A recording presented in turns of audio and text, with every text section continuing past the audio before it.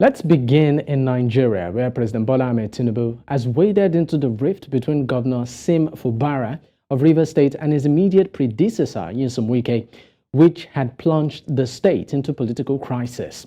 The duo, who reportedly fell out less than 6 months after secession, have been in the news since the reported move of the Rivers State House of Assembly to impeach the governor. Fubara had stormed the assembly while some lawmakers loyal to Wike were said to be planning his removal. Addressing youths at their trip to the government house, Port Harcourt, over the development, Fubara vowed to resist any impeachment attempt against him. Meanwhile, the Rivers State High Court has also made an interim order restraining any impeachment of the governor, pending the determination of the motion on notice.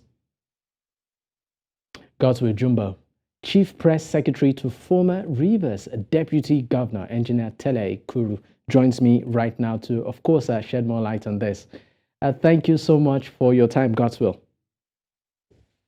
Yes, it's a pleasure meeting you, New Central. I enjoy being with you. All right, great. Let's, of course, get the ball rolling at this point. Now, the current drama in Rivers State isn't pretty much a peculiar one. Now, some have, likened it to something that they've seen in the past. But I just want to know, what is your take on what is happening right now in Rivers State? Is it a situation of deja vu, like we saw during the time of Rotimi Amechi, or it's a fresh episode entirely? Okay, I would say it's slightly the same, a repetition of what happened in 2015. And I'm smiling because in 2015, I was in the middle of it. I'm sure you must have watched that video where the deputy governor, my principal, was at the assembly complex to talk with the arrowheads of that crisis. And while he was hugging one of them, somebody almost shot him. And then commotion started, and then we had to leave. We had to evacuate, some of the lawmakers in different vehicles. For me in particular, as the press secretary, I had to take some of the lawmakers in the press bus, the government house press bus we came with in the convoy. Some were in the security vehicles, some were in the deputy governor's spare car, and then we had to evacuate them out of that place. I don't know what would have happened to them. So seeing all of this now, it's just like a replay of what happened in 2015. What I must say is an unfortunate development. It's an unfortunate development. This is not something that should happen. And to think that the key actors in this are all like from the same political family. The House of Assembly members, the governor, they are all political godsons to the former governor and currently the FCT minister. So it's just unfortunate that children from the same father will now be fighting each other, But I'm also pleased with developments that we're already having, the president having intervened, the leaders, elders in the Niger Delta also called for calm. The former governor of the state, Chief Rufus Ada George, one of the foremost elders in the Niger Delta, Edwin Kiabodo Clark, has also intervened. And my elder sister and former acting managing director of the NDDC, BIM Secretary, my friend, the former senator representing the Southeast Senatorial District, Okay. Senator Magnus Saki, and several others have intervened to call for calm. I think it's a welcome development that key stakeholders are calling everybody to calm. And the FCT minister himself has also granted a press conference on the matter. But there's an issue, but the resolution process is already on. Okay, So I'd like to take you back. I'd like to take you back to 2015. I mean, you were at the forefront. According to what you just said now, yes. of the crisis back then. How did you, at least for the benefit of those watching, how was it managed, and how did these things, come up to a point where, at the end of the day, it looks like everything is about to fall apart? What is it that maybe we never knew then that you were privy of that might be of news to us now, and maybe they are not getting right now? Okay, the similarities are that the House of Assembly were split into two. That is one. Two is that the minority wanted to upstage the majority.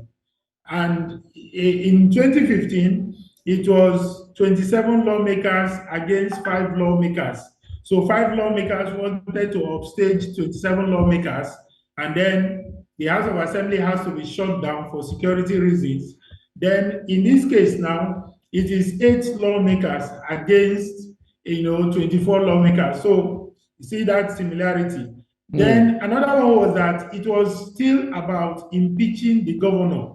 Then it was the 5 lawmakers trying to impeach the then governor, His Excellency Right Honorable Rotimi Chibikamechi.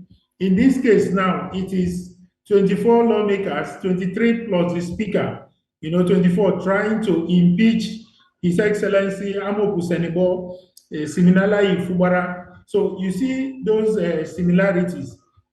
The similarities are that in 2015, there was no political godfather in the mix. In 2023, there is a political godfather. In 2015, it was not the same political family. There was the Wike camp, the Wike / Goodluck Jonathan supporters. And then in 2023, it is just one political family, the Nyesom Wike political family. So those are the similarities. In 2015, the 5 did not even get to serve impeachment notice on the governor, because even the judiciary was shut down to circumvent that process. In this case, the House of Assembly was able to get through the process of notifying the governor that we want to impeach you, and then their own colleagues now circumvented the process by now impeaching the speaker and announcing a new speaker. So those are some of the similarities. Now, in the 2015 case, there was no resolution. It was a straight parallel, 2 camps until the tenure of the then governor expired.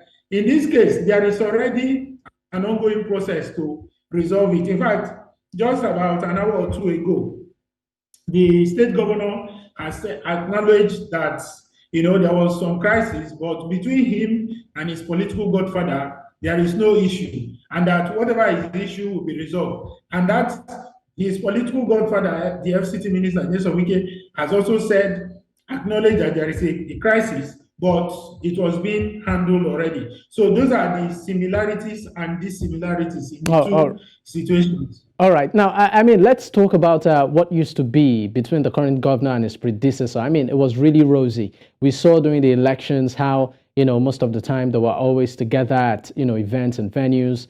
And quite a couple of times, the former governor, that's talking about Nyesom Wike, gave him the backing publicly. It was more like the one son in whom he was entirely pleased with. At some point, he even said during a conference that he paid for their forms, right? That's to tell you how cordial they are. So what exactly went sour between the two? Okay, between the two, actually, everything was going fine. But in the middle of this now, a lot of information, is spreading, very speedily about certain understanding that had gone wrong between the two. And then there's all kind of allegations. Yesterday, somebody was saying on Arise TV that the former governor was asking for 25% of the state's allocation, and I think at 2 billion out of the 5 billion that was sent to the state as palliative. Whether that is true or not, we are yet to confirm that. The former governor has not admitted or denied it. So that is on the one side. Then there is another one that people are saying around Port Harcourt, that there was this understanding that the former governor will run the political aspect of the government, while his boy, his godson, will run the administrative part. But you know, there is no way you can be a governor and run any part. You have to run all parts: political, social, administrative, security, whatever. True. It is a combo pack when you are the governor. Then there is also the story of the governor going to inspect Songhai farm, which is a creation of the, Nyesom Wike's predecessor, Rotimi Amechi, and then, planning, saying that he wants to revamp it to create employment opportunities for the people of Rivers State. Some political, stakeholders around the two of them are saying that was also in the mix, that the former governor was allegedly not comfortable with that. And if we look at all of the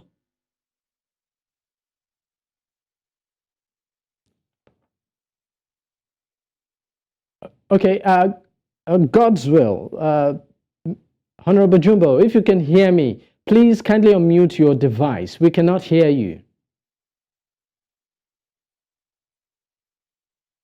Okay, let me check. Okay, we can hear you now. We're good now. Okay, you can hear me now? Yes, very well. Thank you.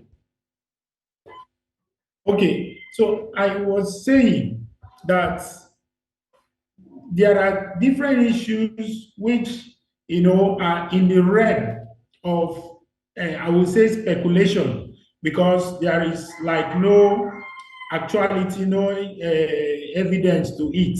But, in the political environment, a lot of things are said and done without any tangibility to them.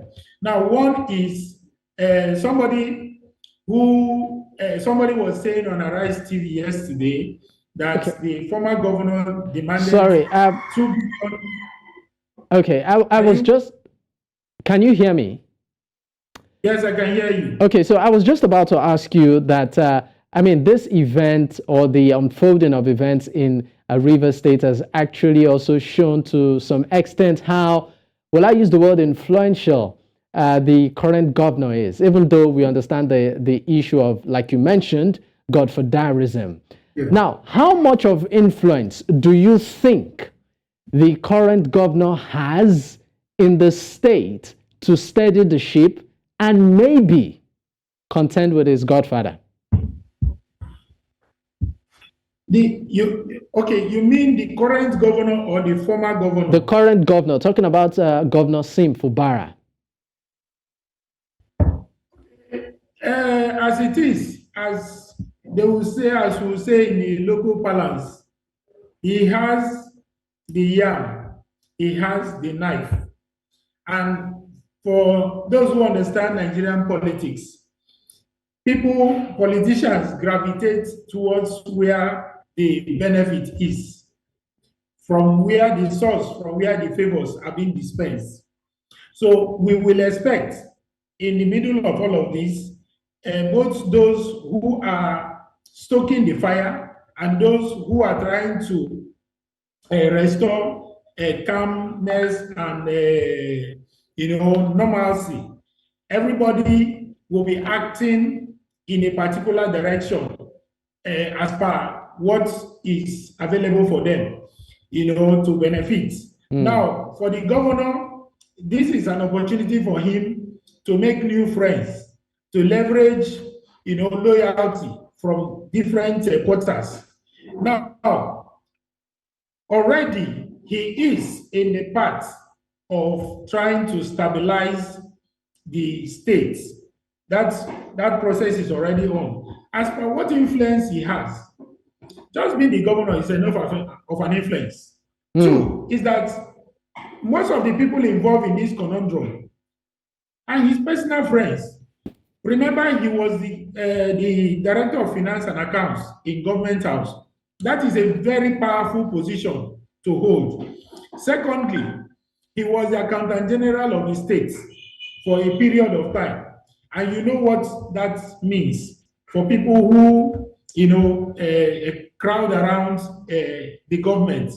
Now, these people, the House of Assembly members, the maybe bigwigs in the party, stakeholders, everybody, they are all his friends.